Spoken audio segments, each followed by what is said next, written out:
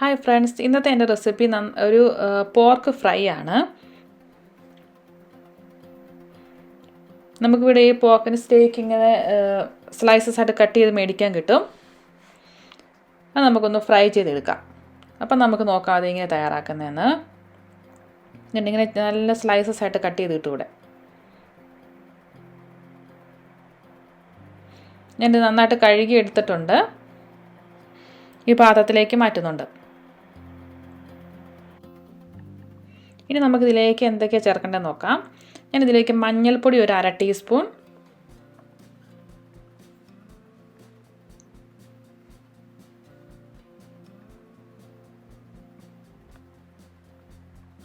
പിന്നെ ഞാൻ മുളക് പൊടി ഒരു 1 ടീസ്പൂൺ, പിന്നെ കുരുമുളക് പൊടി ഒരു 1/2 ടീസ്പൂൺ, പിന്നെ ഞാനിത് വെളുത്തുള്ളി ചതച്ചതാണ് ചേർത്ത് കൊടുക്കുന്നത്, പിന്നെ കുറച്ച് കറിവേപ്പില. ഈ ആവശ്യമുള്ള ഉപ്പ് ചേർത്ത് കൊടുക്കാം. ഞാനിതിലേക്ക് കുറച്ച് വെളിച്ചെണ്ണ ഒഴിച്ച് കൊടുക്കുന്നുണ്ട്. പിന്നെ നമ്മൾ നന്നായിട്ടൊന്ന് മിക്സ് ചെയ്ത് ഇളക്കിയെടുക്കാം.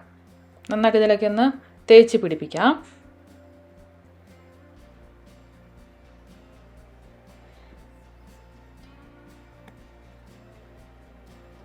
ഇനി ഇതിലേക്ക് ഒരു 1/2 മുറി നാരങ്ങ പിഴിഞ്ഞത് ഒഴിച്ചു കൊടുക്കുന്നുണ്ട്. ഒരു 1/2 മുറി നാരങ്ങ പിഴിഞ്ഞതിൻ്റെ നീര് ഒഴിച്ചു കൊടുക്കുന്നുണ്ട്.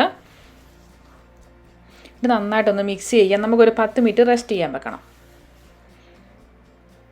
അതിനുശേഷം നമുക്ക് ഇത് ഫ്രൈ ചെയ്തെടുക്കാം.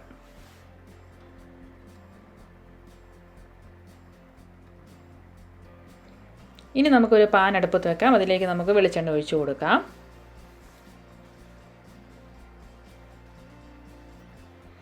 വെളിച്ചെണ്ണ ചൂടായി കഴിഞ്ഞാൽ നമുക്കിത് ഓരോന്നായിട്ട് ഇട്ട് കൊടുത്തിട്ട് നന്നായിട്ട് ഫ്രൈ ചെയ്തെടുക്കാം.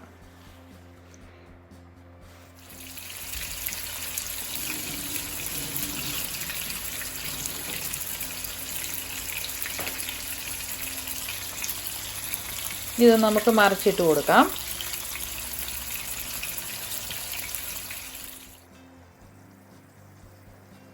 ഞാനിത് ഫ്രൈ ചെയ്യാനൊരു 10-20 മിനിറ്റ് എടുത്തു ഇത് ഫ്രൈ ചെയ്ത് കിട്ടാൻ വേണ്ടിയിട്ട്.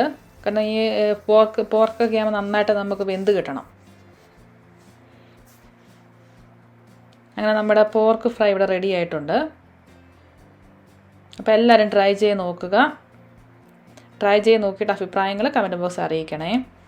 വീണ്ടും പുതിയ റെസിപ്പിയെ പുതിയ വീഡിയോയിൽ കാണാം. താങ്ക്